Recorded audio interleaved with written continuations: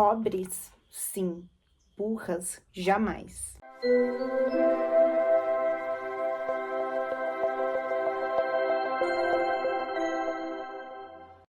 Sejam bem-vindas à primeira maratona de estudos deste perfil. Quem diria, não é mesmo, gente?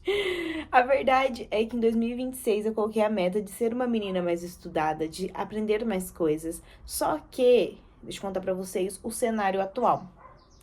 Estamos em janeiro, férias escolares, minha sobrinha está em casa, minha irmã fica a maior parte do tempo com a minha sobrinha, eu estou sozinha no nosso brechó, tendo que fazer o meu trabalho e o dela, tenho outras demandas além do meu trabalho, e quando eu não estou no trabalho, provavelmente eu estou cansada ou ajudando minha irmã a cuidar da minha sobrinha. Então eu não tenho tempo para estudar. Porém, todavia, entretanto, o que aconteceu? Minha família foi convidada para ir na casa de uma tia do meu pai, na praia. E eu falei, dessa vez não vou acompanhar vocês, vou ficar e estudar. Porque eu comprei um curso e os dias grátis para fazer esse curso, que é, no caso assim, ele é super caro. Eu comprei, tipo, por um valor muito mais barato e eu tenho 30 dias para fazer ele. No caso, tá acabando. Eu falei, tenho que fazer. Então, eu já dei início nesse curso hoje, que é um curso da Doméstica mesmo, sobre escrita de romance. E eu tô achando super legal. E eu comecei a fazer, tô na parte da apresentação da pessoa que vai dar o curso ainda. Mas eu já tô achando muito interessante. E a ideia, então, é concluir este curso que tem 5 unidades. E é isso, basicamente, gente. E, eu achei que eu tava sem um dos brincos, mas não, tô sem os dois. E é isso, gente. E daí eu tenho alguns outros documentários que eu quero assistir, porque, pra quem não sabe, eu sou uma diva que está escrevendo, né? Estou escrevendo meu segundo livro. O primeiro livro, em breve, neste ano, se Deus abençoar e ele vai nascer pra vocês, né? Porque pra mim ele já tá completamente finalizado. Mas eu estou na escrita do meu segundo livro. E dessa vez eu tô estudando mais para fazer isso, para escrever e para alcançar objetivos diferentes. Então eu tô me desafiando bastante. Inclusive, o livro que eu estou escrevendo, ele nasceu dessa série de vídeos, que é O Verão que Vai Mudar Minha Vida. E dentro do Verão que Vai Mudar Minha Vida, eu tô escrevendo um livro sobre verão. Então, aí já vem o ponto. É por isso que eu estou estudando sobre escrita de romance. E daí a minha ideia, então, é estudar, fazer esse curso, assistir o documentário que eu quero assistir, que é sobre o Walt Disney, porque eu acho que o Walt Disney é um gênio e eu preciso e quero estudar como ele fez as pessoas amarem o Mickey, sendo que ninguém sabia quem era ele, quem era o Mickey e por que um rato falante. Entendeu? Então eu quero assistir esse documentário também. Outra coisa que eu preciso fazer, que não tem a ver com estudo, mas que tem a ver com o meu trabalho, é programar conteúdos para uma cliente. E para finalizar, tem alguns filmes, alguns romances que eu quero assistir para estudo de campo. E é isso então, gente. Eu tenho um final de semana sozinha, porém não vou estar só relaxando, né? Como os vlogs comuns de quando eu fico sozinha. Dessa vez, a gente vai estudar e tirar essa meta do papel, porque eu não fiz faculdade.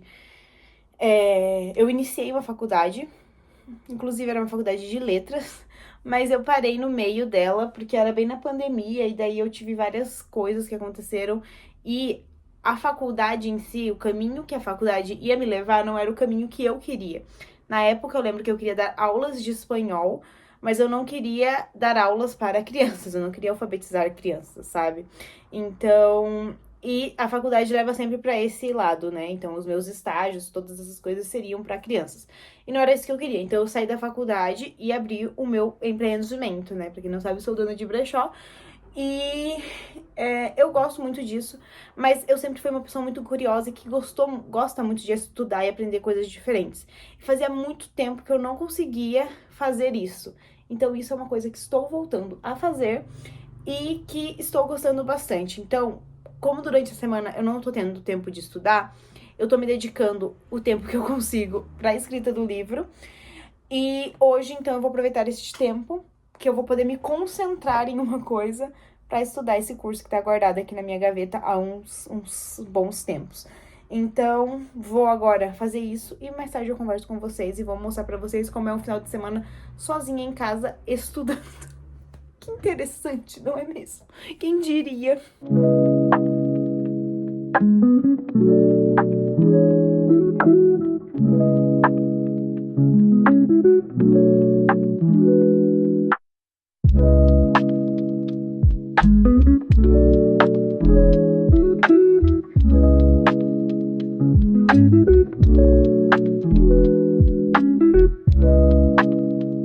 Acabei de finalizar as 2 primeiras unidades do curso, né? Que tem 5 unidades e o projeto final. E assim, talvez esse curso não seja pra mim. E isso é muito interessante de eu observar, porque acaba que eu me vejo totalmente diferente do que outros escritores falam e fazem.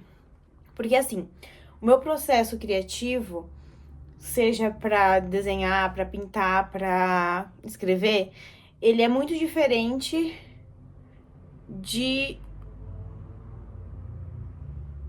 do passo a passo que é criado pra fazer qualquer coisa.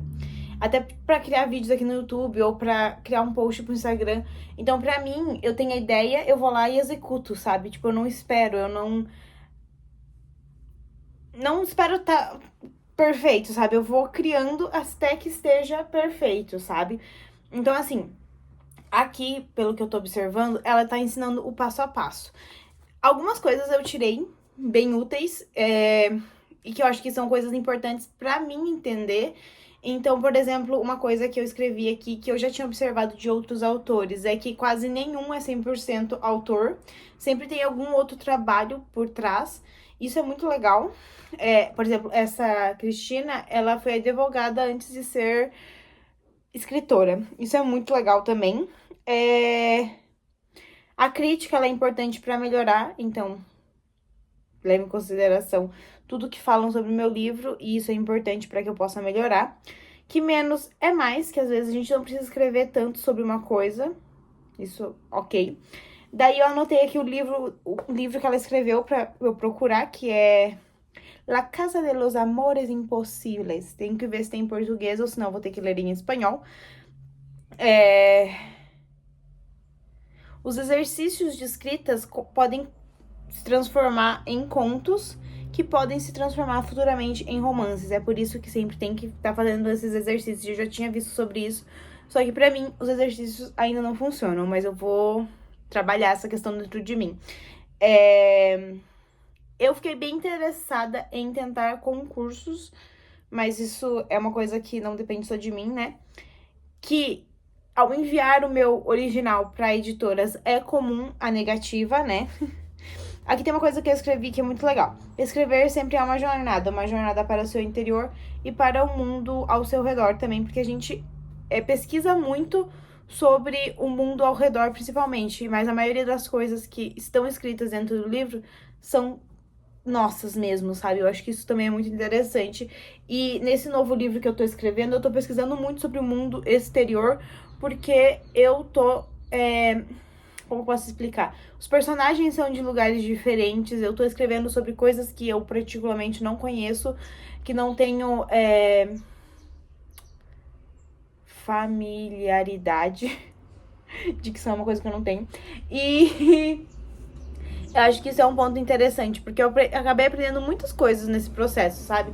Às vezes eu uso ali a inteligência artificial pra aprender essas coisas, sim, mas isso não interfere o tanto que eu estou aprendendo neste processo, sabe? Eu acho que isso é muito legal. E também, ao mesmo tempo que eu pesquiso muito sobre o exterior pra colocar no meu livro informações que sejam corretas, que não sejam errôneas, ao mesmo tempo, quando às vezes eu não consigo escrever, eu sempre volto pra dentro de mim mesma pra buscar temas, pra buscar coisas que eu gostaria de colocar pra fora e de alguma forma eu consigo sempre ter alguma ideia legal pra escrever o livro. Eu acho que isso daqui é fantástico e pra mim faz todo sentido. Eu preciso estudar um pouco mais sobre as minhas influências. Eu comecei a estudar, na verdade, só que eu acho que eu preciso aprofundar um pouco mais nisso. Adicionei aqui um livro que ela também tinha indicado. E uma coisa que pra mim também não funciona é que a diva usa um caderno pra escrever.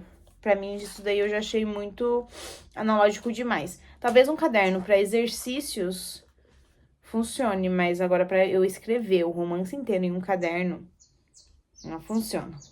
O passo a passo que ela apresenta aqui é o mesmo passo a passo que eu já tinha visto outras escritoras comentar, inclusive a Mika, que é uma criadora de conteúdo aqui do YouTube e que ela fala que ela tem todo um arquivo onde ela escreve sobre cada capítulo e sobre todas as coisas que ela gostaria de colocar na história, cada capítulo.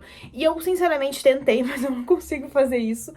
E aqui, no passo a passo, a escritora, ela escreve tudo sobre o romance, tipo, todas as ideias antes de fato escrever o romance. E pra mim isso não funciona. Então, levando em consideração que eu não consigo seguir o passo a passo que a diva aqui apresentou e que outras escritoras também apresentaram, porque eu assisti vídeos de escritoras bem atuais, como por exemplo a Mika, que é criadora de conteúdo aqui no YouTube também. E tem mais uma que eu esqueci o nome dela agora, devo ter aqui no meu caderno, peraí. Porque eu sempre anoto.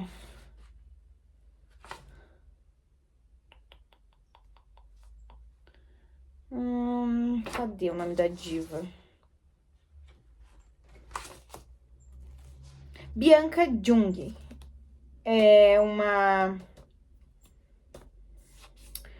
uma youtuber que eu tava assistindo aqui, só que ela escreve fantasia, se eu não me engano. Mas enfim, gente, eu vou simplesmente anotando o que eu vou aprendendo neste caderno, anotando ideias e anotando várias coisas assim soltas, sabe? E é daqui que partem as minhas ideias. E eu acho que assim, o que escreve um coração para esse livro novo que eu tô escrevendo agora, tem assim um precipício enorme que divide as duas coisas, porque um livro é bem diferente do outro e a forma como eu tô escrevendo é bem diferente do outro.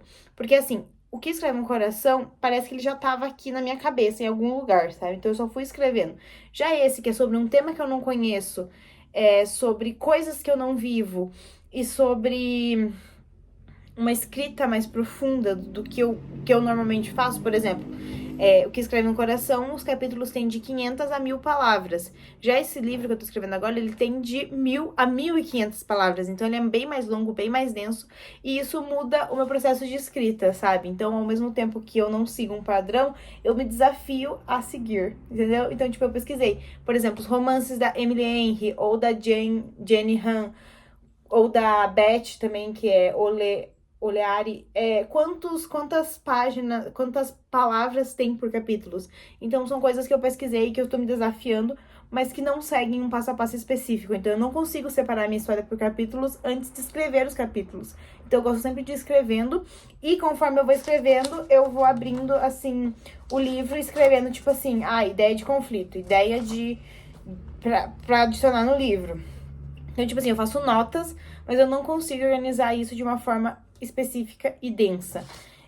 Outra coisa, eu nunca, talvez por não ter essa organização estrutural, eu não consigo começar. Então, por exemplo, principalmente nesse livro novo, que eu não tinha o início como eu tinha o início de O que Escreve um Coração, eu não conseguia iniciar. Tanto que eu fiz 3 inícios diferentes. Acabei escolhendo o primeiro que eu tinha feito, mas mesmo assim eu precisei primeiro escrever 3 coisas diferentes pra me convencer de que tava bom o suficiente que eu já tinha feito primeiro. Então, isso faz parte de quem eu sou. Pra esse livro novo, eu não tô. Então, eu desapeguei disso, de que eu preciso seguir esse padrão, porque seguir um padrão trava a minha criatividade. E eu acho que antes de ser escritora, eu fui artista. Então, o processo criativo de um desenho, ele surge do nada e você vai consertando ele ali conforme você vai desenhando, vai colocando uma coisa por cima da outra, e isso vai funcionando. Então, eu acho que eu sigo ainda esse processo criativo dentro da escrita. E pra mim funciona. Então, se é o que funciona e é o que deixa a minha criatividade fluir, por mais que em algum momento eu tenha algumas travas por não conhecer, não saber, por ser difícil escrever um romance, sendo que eu nunca vivi um, ainda assim a história flui muito melhor do que se eu for seguir esses modelos que as pessoas falam, porque pra mim não funciona. Então, acho que isso é muito interessante. E esse processo de viajar pra dentro de mim e de estudar coisas que eu não conheço me fez criar um universo completamente único pro meu novo livro. Então, isso é muito legal, é muito diferente. E eu acho que eu tô amando esse processo, mesmo que não seja o padrão de outros escritores. Isso é muito interessante. E daí, voltado assim pra, pra rituais, que é uma coisa que a Cristina comenta que ela faz, né? Ela, no caso, ela sempre começa a escrever, pra começar a escrever, ela faz um chá, né? Eu tenho coisas que eu sinto que faço como um ritual, que é, no caso, vela. Normalmente eu acendo velas, por exemplo, para escrever esse novo livro, eu tô usando bastante essa vela aqui, que é a Jardim Encantado da The Royal Flames, que eu adoro, então eu tô usando bastante essa vela, que é a que fica aqui por cima, mas eu tô gostando do processo de ter como companhia uma vela. Eu preciso, tem duas coisas assim que eu preciso. Eu preciso de um mood board no Pinterest. Eu sei que isso é completamente uma coisa atual e que não é o certo, né? Mas eu sou uma pessoa visual, então eu preciso visualizar os meus personagens desta forma antes de escrever sobre eles. Então, antes de sequer escrever a primeira palavra sobre o livro, eu já tinha uma pasta com livro de verão e com a imagem da protagonista que eu queria e do crush dela, entendeu? Então, tipo, eu precisei fazer tudo isso antes. Claro que agora essa mesma pasta já tem muitas camadas de outros personagens e também do local, de tudo, sabe? Tem tudo ali que eu gostaria de visualizar. Isso me ajuda na hora de descrever as coisas com mais assertibilidade, da forma mais correta, digamos assim. Então isso me ajuda muito e eu preciso desse mood board no Pinterest antes de começar a escrever a minha história. E conforme eu vou escrevendo, vou adicionando personagem. Todos os personagens têm uma pastinha. E isso aconteceu com o Que Escreve um Coração e tá acontecendo de volta com o novo livro. E a mesma coisa acontece com playlist. Eu preciso ter uma playlist de músicas que vão me auxiliar a escrever. Então, eu tenho uma playlist no Spotify da Amélia, que é a personagem que escreve um coração, e agora eu tô criando uma playlist pro universo, que eu tô criando pro novo livro. Então, como tem, tipo, vamos falar assim, eu criei uma cidade, vamos dizer assim, tem uma playlist específica que combina com essa cidade, com a personagem, com o todo ali, sabe? Com esse universo mesmo que eu tô criando. Então eu preciso disso. E tem que ser músicas muito específicas também, tipo, de um estilo específico, sabe?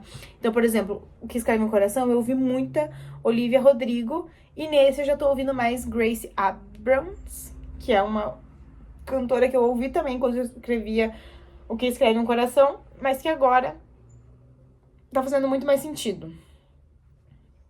É confuso, gente. O processo criativo é confuso. Mas eu acho que tá sendo bom estudar pra ver essas coisas e ver que talvez eu não me encaixe no padrão, mas isso não significa que o que eu faço não seja bom o suficiente, mas sim que eu sigo outros ritmos. E uma coisa que eu observo também é que os outros atores, eles demoram muito tempo pra escrever um livro. Isso, na verdade, é uma coisa que me preocupa, porque eu tenho o meu processo criativo e conforme as ideias vão fluindo, eu vou escrevendo assim, escrevendo. E quando eu vejo, que nem o Que Escreve um Coração, eu escrevi ele em menos de 6 meses. E o segundo livro, ele tá sendo um pouco mais demorado, porque é um livro mais longo, mas ainda assim, eu já tô bem avançada na história, sendo que eu comecei há um mês atrás, entendeu? Então eu já escrevi 5 capítulos desse livro, e tem gente que demora anos pra escrever um livro. Por exemplo, a própria Mika, que demorou 3 anos e agora ela vai publicar o livro dela. E daí eu fico, será que eu tô fazendo errado? Será que eu deveria esperar mais? Não sei, gente. Isso são coisas que me agarram, talvez, e que fazem eu duvidar um pouco de mim mesma, do que eu tô fazendo, se é bom o suficiente, mas que ao mesmo tempo me fazem ver que eu tenho um potencial grande, sabe? Então é tipo uma dualidade muito grande de sentimentos, mas eu descobri que a escrita é uma coisa que eu gosto muito e que é uma coisa que eu gostaria de levar à frente, sabe? Então, tô gostando. Eu não sei se eu vou chegar a finalizar o curso, porque pra mim já não tá mais fazendo sentido as coisas que ela tá falando. E também é uma coisa, assim, muito iniciante. E eu já escrevi os meus primeiros textos, sabe? Então, eu gosto dessa parte mais de conhecer a pessoa, de analisar as inspirações dela. Mas a partir do momento agora que começou com coisas muito sobre o ponto de vista dela pra criação, tipo, o passo a passo, pra mim o passo a passo não funciona, entendeu? Então eu acho que também é importante entender o meu ritmo, como que eu funciono, sabe? Então eu não funciono da forma que ela tá ensinando aqui. E é isso, gente, faz parte, tá? Faz parte mesmo. Oi, amigas. Já se passaram alguns dias desde que eu estudei, eu terminei, né, o curso de escrita, de romance. Só que eu não consegui vir conversar com vocês antes, por causa que daí eu fiquei imersa, né, nos estudos. E ficou tarde, daí no outro dia eu esqueci, fui esquecendo. E daí hoje eu consegui vir aqui gravar pra vocês sobre a segunda fase dos meus estudos do final de semana. Então a primeira fase foi o curso de escrita, que não foi o que eu esperava, mas agora eu tenho um diploma. E a outra parte foi um documentário, gente. E eu, particularmente, sou uma pessoa que adora documentários. Sou uma pessoa muito curiosa. Inclusive, do curso que eu fiz, tem um documentário que eu quero assistir, mas eu não lembro onde que eu anotei o nome do documentário. Mas, enfim, tem em algum lugar. E daí, o documentário que eu assisti no sábado, também, depois do curso, foi o documentário do Mickey. Que eu não lembro agora o nome certo do documentário, mas eu acho que é Mickey, a história de um camundongo, alguma coisa assim. Como um camundongo mudou o mundo. Alguma coisa assim, gente. Mas, se eu não me engano, é da Disney. E é muito, muito, muito bom, gente. Juro pra vocês. É um dos melhores documentários que eu já assisti. E eu acho que, em partes, esse documentário ativou partes do meu cérebro relacionada à arte, que há muito tempo estavam adormecidas. Então, isso é o quê? Ótimo, né? E vou falar pra vocês algumas coisas que eu anotei. Então eu aproveitei pra assistir esse documentário porque, assim, durante a semana eu consigo assistir vídeos curtos e fazer algumas anotações, mas às vezes eu só quero perder 2 horas do meu dia assistindo um documentário sobre um camundongo, entendeu? Então, eu acho que isso é legal e eu sempre pego uma folha quando assisto documentários pra anotar algumas coisas. Mas normalmente eu não assisto documentários com tanto impacto assim, tipo a história de uma coisa gigante como o Mickey Mouse. Claro que o outro documentário que eu assisti tipo, um dos últimos que eu assisti foi sobre o criador do Backstreet Boys e do N-Sync, sabe, gente? Que ele deu um golpe, assim, milionário em todos eles e depois ele morreu. Gente, muito legal também. Mas não é uma coisa, assim, relacionada a estudo, né? É uma coisa mais só de curiosa mesmo que eu assisti. E que nem, eu já assisti também o do Dan Schneider, comecei a assistir o do P. Diddy, mas eu não aguentei. Mas assim, eu gosto de documentário. E eu gosto de saber, tipo, por trás de tudo isso. Então, nesse documentário do Mickey, conta bastante da história do Walt Disney, né? Porque se você for parar pra pensar, o Mickey e o Walt Disney são meio que a mesma pessoa, sabe? Então, tipo assim, tanto que os primeiros episódios, né, do Mickey, das primeiros curtas do Mickey Mouse, são reflexos da vida no campo do Walt Disney. Então, começa aí, né, o negócio. E daí, assim, gente, o Mickey, ele foi criado nos anos 20, né? E nessa época ele se tornou uma celebridade, tal qual Charlie Chaplin na época, né? No cinema mudo. E as pessoas saíam de casa para ver o Mickey no cinema, porque era justamente a época da depressão dos Estados Unidos. Então, era um entretenimento barato, de fácil acesso, principalmente para as crianças. Então, o Mickey se tornou, tipo, uma estrela gigante. E foi nessa época também que, se eu não me engano, o Mickey foi o primeiro... como posso explicar? Primeiro personagem a ter, tipo, um merch, sabe? Tipo, ter coisas pra vender do Mickey nos lugares, sabe? Então, muito legal, gente. Eu só acho que só dessa parte já foi incrível, sabe? O Mickey também não foi o primeiro personagem do Walt Disney e do Roy, que é o irmão dele. Primeiro foi um coelho chamado Oswald. E é muito chocante como todo mundo conhece o Mickey, sabe? Tipo, é um negócio feito com 3 círculos, né? As orelhas e a cabeça. E todo mundo conhece o Mickey. Você já parou pra pensar por que, como todo mundo conhece o Mickey? Então, esse documentário é muito legal porque explica isso. E também tem uma parte desse documentário que fala sobre a arte mesmo, né, gente? Porque o Walt Disney ilustrava os próprios curtas. E na época, as escolas de artes trabalhavam muito com coisas estáticas. E eles trabalhavam com movimento. Então o Walt Disney simplesmente abriu a própria escola de arte para ensinar os ilustradores a ilustrarem o Mickey e outros personagens. Básico. E daí, tipo assim, ele era ilustrado ali. E daí, para finalizar, precisava colorir, né? Depois que veio a fase de colorir, né? E simplesmente esse processo era todo feito por mulheres na época do Walt Disney. Isso é muito legal, gente, muito legal. As coloristas eram mulheres. E o Mickey, ele é desenhado à mão até hoje. E daí, o que foi acontecendo? O Mickey, no início, ele tinha ali várias emoções e tal. Só que conforme o tempo foi passando, ele foi criando essa imagem de bom moço, sabe? E daí, foi aí que surgiu o Donald e o Pateta. Porque eles eram meio que versões do Mickey. Então, tipo assim, o Mickey era o certinho, o Donald era a raiva, digamos assim, e o Pateta era, tipo, o bobo, sabe? Então, tipo, pra não...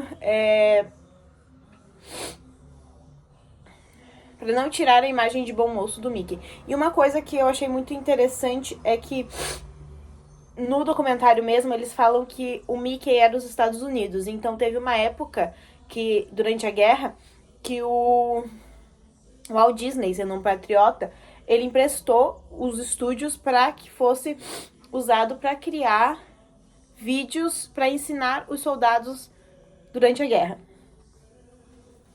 Pois é, gente. Isso eu fiquei chocada. E é assim, gente, com a popularidade do Donald e do Pateta, o Walt Disney tentou criar o Fantasia, né? Pra manter a fama do Mickey. Só que não saiu como ele esperava. Foi um grande fracasso na época. Hoje em dia, a Fantasia ele tem um peso diferente. Mas na época, flopou total. E em 1953 foi criado o último curta do Mickey. Chocado. E o Mickey ele era usado como conforto durante a guerra passada. Daí, depois de um tempo, foi criado o Clube do Mickey, né? Que a gente conhece. Inclusive, muitas... gente, desculpa, eu tô com renite.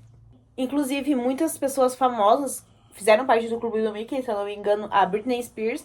E a ideia do Clube do Mickey Mouse era ter uma proximidade com o público, entendeu? Então, tipo, tinha ali as ações durante o programa pra ter essa proximidade. E com o tempo, as pessoas foram perguntando onde que elas poderiam ver o Mickey pessoalmente. E foi aí que surgiu a Disneylândia, gente. Apenas. Apenas, gente. E a Disney, ela é a magia que traz segurança e conforto por gerações, entendeu? Tipo, começou na guerra e hoje em dia a gente ainda encontra essa magia e conforto na Disney, gente. Passada. Que mais que eu tenho pra falar pra vocês? O Mickey é a personalidade do Walt Disney. E daí, o Mickey, ele virou realmente um ícone quando se chocou com a contracultura, né? Que é esses movimentos que distorceram a imagem do Mickey e transformaram ele em várias coisas diferentes. Então, por exemplo, a gente via o Ramones usando camisetas do Mickey, a gente via artistas da contracultura recriando o Mickey de várias versões. Então, eu acho que a partir desse momento que ele perdeu essa cara de bom moço e foi chocado com a contracultura, foi que pum, explodiu, sabe? Então, tipo assim, existe o Mickey mágico lá dos parques e existe o Mickey contra a cultura, sabe? Então, eu acho que isso é genial e é por isso que marcou tanto durante esse processo. E vocês sabiam que o primeiro dublador do Mickey foi o próprio Walt Disney? Chocada, gente, chocada. E eu fiquei chocada com a capacidade de animação e ilustração dos trabalhadores do Walt Disney Studio, porque, gente, eles são perfeitos, perfeitos.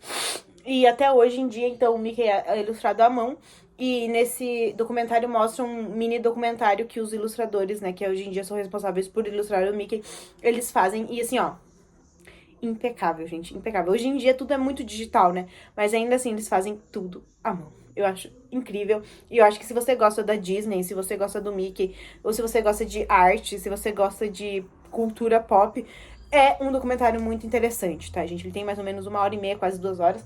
Mas vale muito a pena você assistir, porque eu achei genial. Agora, finalizei, então, os meus estudos da semana. Não sei quando eu vou conseguir estudar novamente, mas se vocês acharem legal esse tipo de vídeo onde eu mostro um pouco da minha rotina de estudos e onde eu compartilho coisas que eu aprendi, eu posso estar fazendo mais, se vocês deixarem aqui nos comentários. E é isso, gente. Que esse seja o verão que a gente volte a estudar.